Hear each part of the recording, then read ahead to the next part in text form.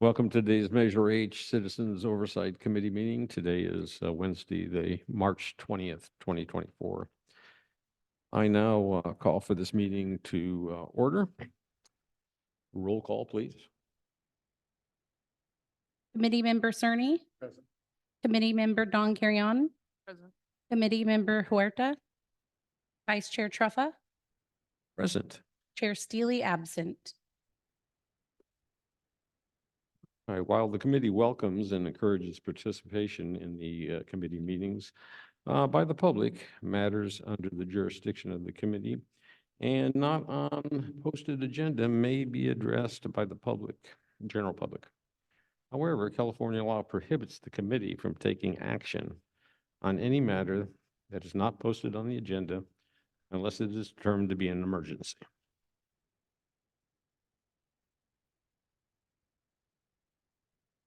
City clerk will have, we've received any public, No, we have not. and we're going to close the public comments.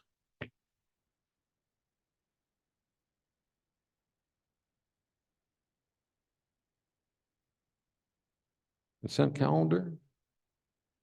All matters listed on the consent calendar are considered routine in nature and will be enacted on in a single motion unless otherwise requested by individual members or the public in special consideration. Otherwise, the recommendation of staff will be accepted and acted upon by a roll call vote. Mr. Truffa, may I interrupt? We actually have an appointment for, to appoint Vice Chair prior to consent. This would be the appointment, letter A. Yes, prior to the consent Oh, items. okay. Chair will be introduced the items, open up for items from the public and comment. Right, so first we'll go ahead and introduce the item. So March of last year, Vincent Truffa was appointed as Vice Chair. The appointment is good for 1 year, so now we are at the 1 year mark to appoint a vice chair again. It can be the same person or it can be somebody else on the committee. There is no term limitation to vice chair or chair. So we can open it up to public comment, although we don't have anyone in the audience today. But it can be up for discussion amongst the committee members. And then a motion will need to be made. That's for the committee members. You guys discuss and determine who you want to make a motion. Thank you so much. I'd like to nominate Vince Truffa for another term as vice chairman. The same. Agree. Can I get a first and a motion? Yeah. Make a motion to appoint Vice Chair Truffa. And a second. Second the motion. All right. So I'll call roll call. Committee member Don Carrion. Committee member Huerta. Committee member Cerny. Yes. Vice Chair Truffa. Certainly. Chair Steely absent. Motion carries 4-0 with 1 absent.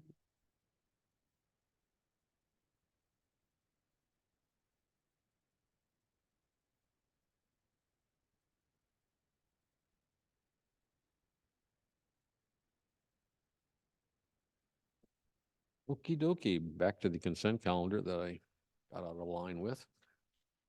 All the matters that are on the consent calendar are considered routine in nature and will be acted upon in a single motion unless otherwise requested by individual members or the public in special consideration. Otherwise, the recommendation of the staff will be to accept and acted upon by roll call vote. Is there anyone on the committee that would like the consent calendar item pulled? I don't have any. Is there anyone in the public who would like to see an item pulled?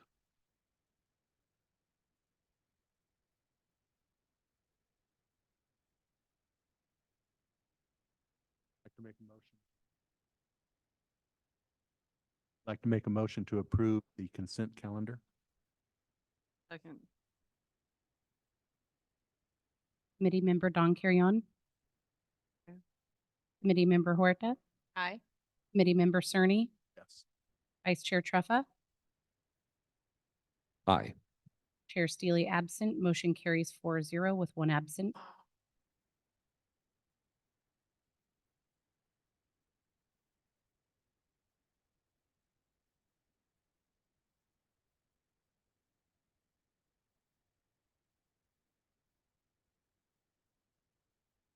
We're going to move on to reports now.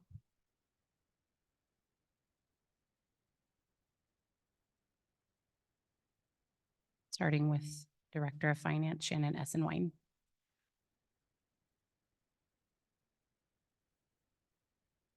I'd like to hear your report.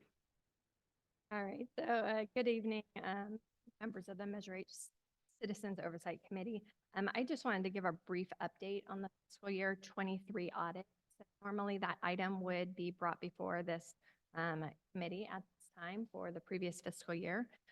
But due to system implementation issues, staffing changes, and audit firm changes, staff was unable to bring this item forward today. So we will be bringing that item to you as soon as we can, as soon as to give you an update on that.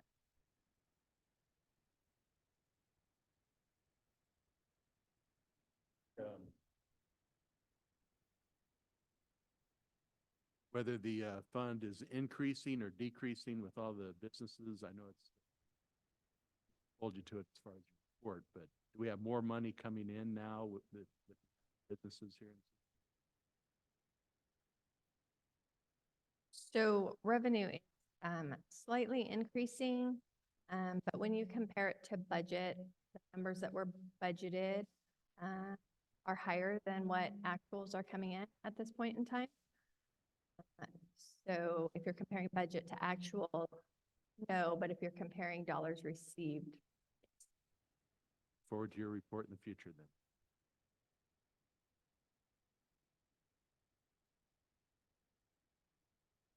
Next will be the report from the chief. Thank you very much.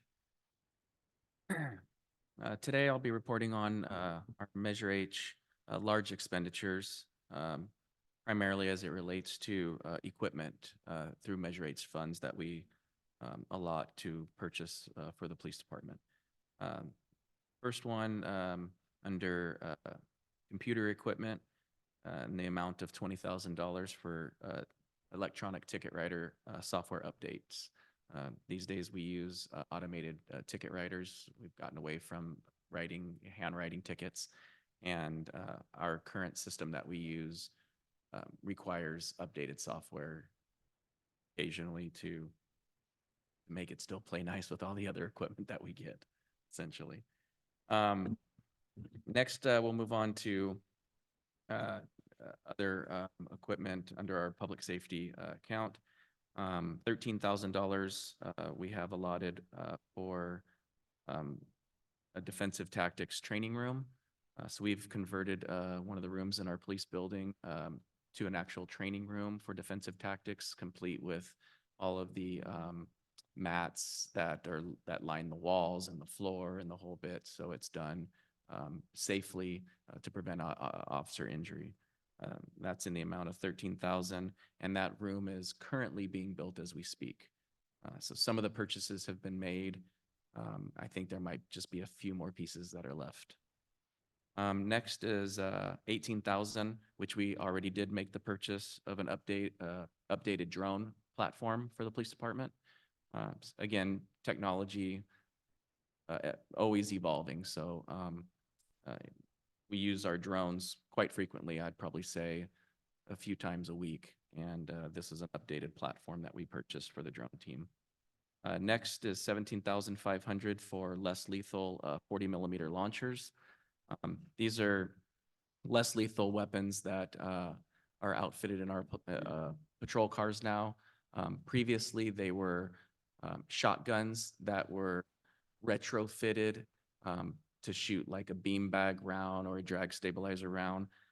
We've found that the new 40 millimeter platforms are much safer. They could actually be deployed at close range, even as close to inches, and not hurt somebody, where the old 12 gauge platforms could actually cause injury if deployed too close. They have not been purchased yet. That purchase is pending. Next is 15,000 for portable license plate reader cameras. As you guys probably know, we have installed the license plate reader technology around the city of Ceres. We have every entrance and exit to the city essentially wired with license plate readers. These are portable units that we can actually move around and deploy in different locations. So if we're getting a hot spot or something at a certain area where we don't really have coverage, we could take these, mount them to a pole. They have a solar panel on them for power, and then we can leave them up for a month or two or something like that, and then move them to the next spot. They have already been purchased with Measure H funds. Next on our list is replacing patrol rifles in the amount of 24,000. I know this purchase is underway, but has not been made yet fully.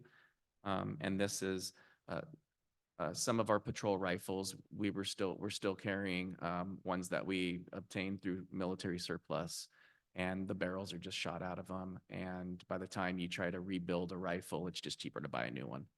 So these are replacement rifles.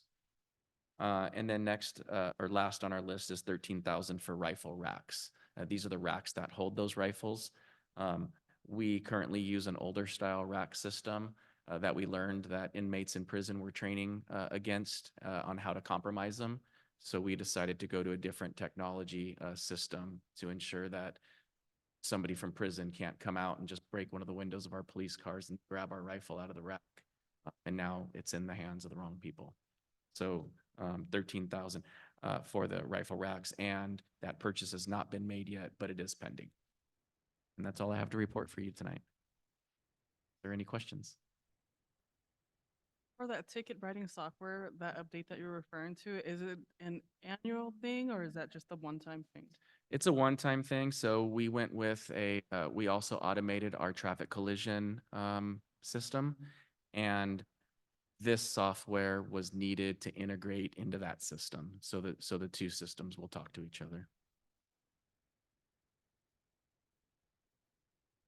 The new computer equipment writing tickets, kind of like the license plate readers.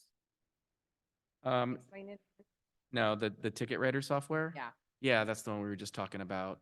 It allows our automated ticket writers to talk with our new electronic traffic collision software.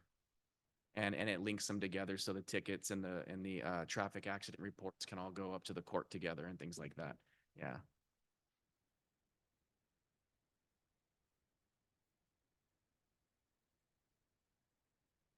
Is there any facts or figures on the readers the license plate readers?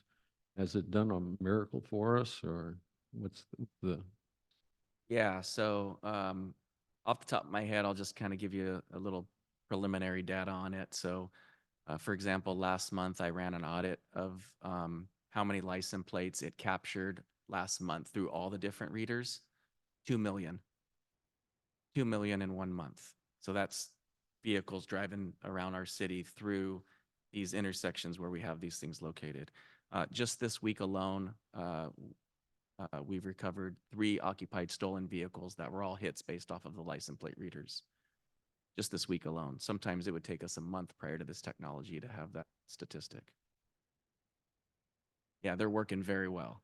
And we've already solved numerous other cases based off of the license plate reader technology, because there's a back end portion of it that allows us to track the vehicles. So for example, if somebody were to commit a crime here in Ceres and drive to Oakland, we have access to all the other license plate reader data all the way to Oakland, and we could start checking the back system and follow that vehicle and see where it went and its last location and whatnot. It's pretty special. Yeah, So it was worth every dollar that we spent. every penny. What company was it again? Um, Vigilant is the name of the company. They since have been bought out by Motorola, which has thrown even more technology at it because Motorola is huge worldwide.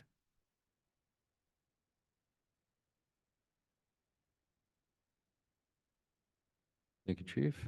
Welcome. Yes, sir. On to fire.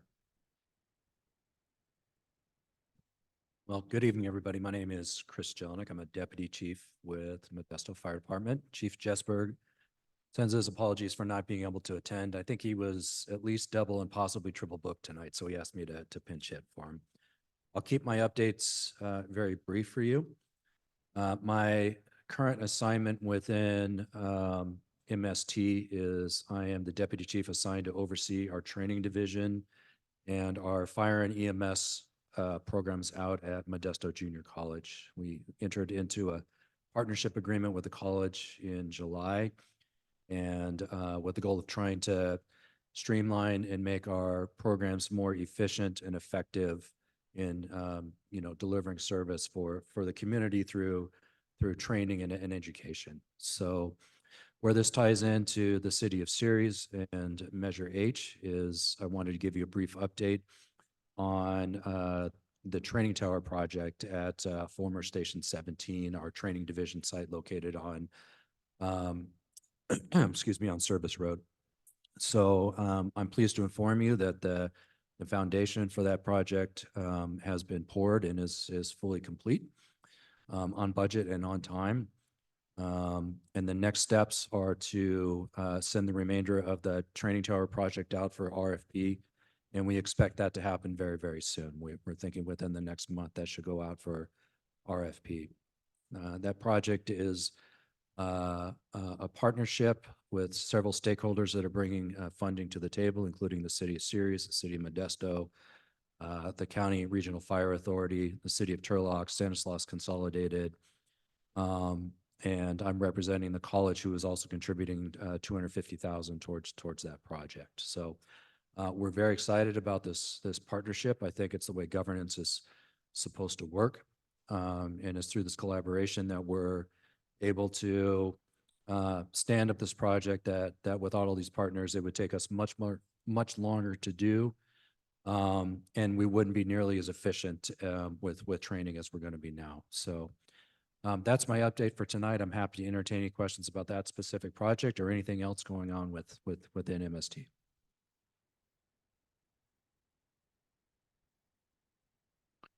So I don't have that number off the top of my head. And I apologize. I should have that. It's I would be offering you a guess. I'll research that and get you that number. Yeah. Kind of the same question I had. How does that come together? Yeah, Modesto Measure H. As far as the funding sources for this specific project, I don't believe that the funding from the city of Modesto is actually coming from Measure H. It's been recovered from general fund. Measure H is certainly helpful in many of the projects that we're working on throughout our entire system, including staffing and rehab of stations and upgrades to training facilities, but it's not specific funding that's coming from Measure H within City of Modesto.